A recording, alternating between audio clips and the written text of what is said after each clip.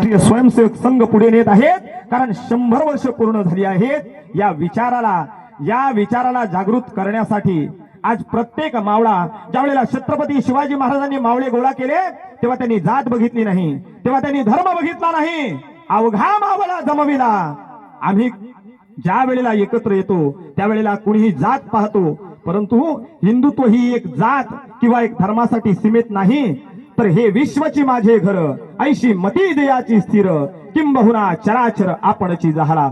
आणि म्हणून प्रत्येकाच्या मनामध्ये हिंदुत्व रुजवण्यासाठी आम्हाला प्रयत्न करायचा आहे।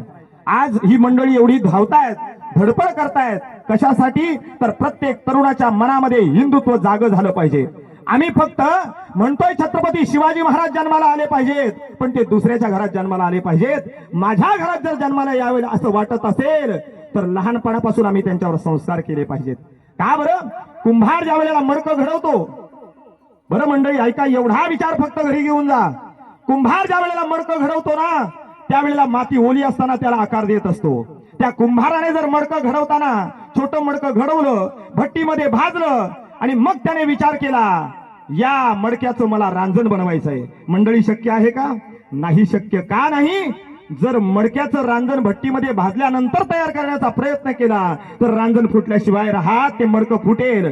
कारण बऱ्याच वेळेला मला अनुभव येतो महाराज, काही मंडळी आम्हाला सांगतायत, महाराज आमच्या मुलाला तुमच्या बरोबर घेऊन जात जा ना हो, कीर्तनाला, प्रवचनाला, हरिपाठाला, पण कधी सांगतायत माहितीये?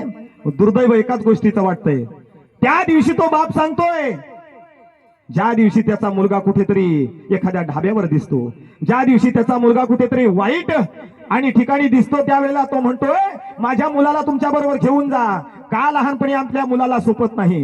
जर लहानपणीच मुलावर संस्कार केले तर मोठं झाल्यानंतर त्याला संस्कार करण्याची आवश्यकता भासणार नाही। कारण जर माती ओली असताना ठरवलं असतं याचं रांजण बनवायचंय तर मडकं बनवलंच नसतं, डायरेक्ट रांजण बनवलं असतं। तसं विचार हे लहानपणी जर आम्ही संस्कार केले तर तेच विचार मोठेपणी त्याच्या मनामध्ये रुजतात आणि तेच विचार मरेपर्यंत अखंड तेवत राहतात। कारण स्वामी विवेकानंदांना ज्यावेळेला त्यांच्या वडिलांनी विचारलं मोठं झाल्यानंतर तुला काय व्हायचंय, मोठं झाल्यानंतर तुला काय व्हायचंय हे विचारल्यानंतर स्वामी विवेकानंदांनी सांगितलं मोठं झाल्यानंतर मला टांगेवाला व्हायचंय। आपल्यासारखा एखादा बाप असता तर थोबाडीत एक मारली असती, सांगितलं असतं अरे टांगेवाला व्हायचा विचार करतोय, डॉक्टर, इंजिनियर, वकील व्हायचा विचार कर। परंतु स्वामी विवेकानंदांच्या वडिलांनी हाताला धरलं, घरामध्ये नेलं आणि एका फोटो समोर बोट दाखवून त्यांना सांगितलं अरे तुला टांगेवालाच जर व्हायचंय तर असा टांगेवाला हो। समोर फोटो होता, भगवान गोपाल कृष्ण अर्जुनाच्या रथाचं सारथ्य करतायत, त्यावेळेला त्याला सांगितलं तुला टांगेवालाच व्हायचं तर असा टांगेवाला हो। तेच स्वामी विवेकानंद आपल्या हिंदू धर्माचं तत्वज्ञान अवघ्या जगाला सांगण्यासाठी शिकागोच्या धर्म परिषदेत गेले आणि आमच्या हिंदू धर्माचा आणि सारथ्य त्या स्वामी विवेकानंदांनी केलं। म्हणून आमच्या तरुणांना जाग करण्यासाठी आम्ही काय केलं पाहिजे तर लहानपणापासून त्यांना हिंदुत्वाचं बीज त्यांच्या मनामध्ये रोवलं पाहिजे। का? तर ज्या वेळेला गर्भामध्ये आहे त्याच वेळेला त्याच्यावर संस्कार केले पाहिजेत। आज या ठिकाणी त्या मुलीने सुंदर आणि श्लोक म्हटले, या माता माऊलींनी रामरक्षा म्हटली, हनुमान स्तोत्र म्हटली, परंतु आमच्या तरुणाला या सगळ्या गोष्टी देण्याची गरज लहानपणापासून आहे। आणि म्हणून जर लहानपणी जर संस्कार झाले तर मोठेपणी इतर वेगळे संस्कार करण्याची गरज नाही।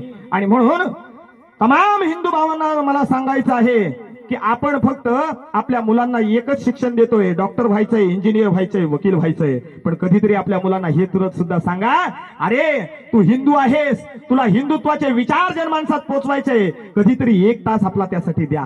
का बरं?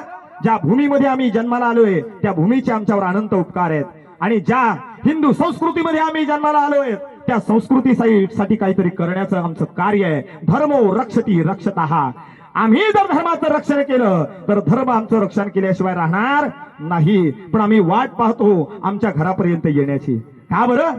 आम्ही वाट पाहतो आमच्या घरापर्यंत जोपर्यंत संकट येत नाही तोपर्यंत आम्ही त्याला संकट म्हणत नाही। म्हणून प्रत्येकाने हा विचार केला पाहिजे की आज जगामध्ये अनेक धर्म असतील, अनेक पंथ असतील, अनेक संप्रदाय असतील, परंतु सर्व धर्म, सर्व पंथ, सर्व संप्रदायांना एकत्र घेऊन चालवणारा तो म्हणजे आहे हिंदू। आणि म्हणून हिंदू ही अशी विचारधारा आहे की कुणी जगामधलं जरी आलं तरी त्याला आपल्यामध्ये सामावून घेण्याचा विचार करणारा तो म्हणजे हिंदू आहे। कुणाचाही द्वेष न करता सर्वांशी समभावनेने राहणारा तो म्हणजे हिंदू आहे। आणि जर तो हिंदू या भावनेत जर राहिला नसता तर आज आपल्या भारतामध्ये, आज आपल्या हिंदुस्थानामध्ये कुणी इतर परकीय देशामधला व्यक्ती शिरला नसता।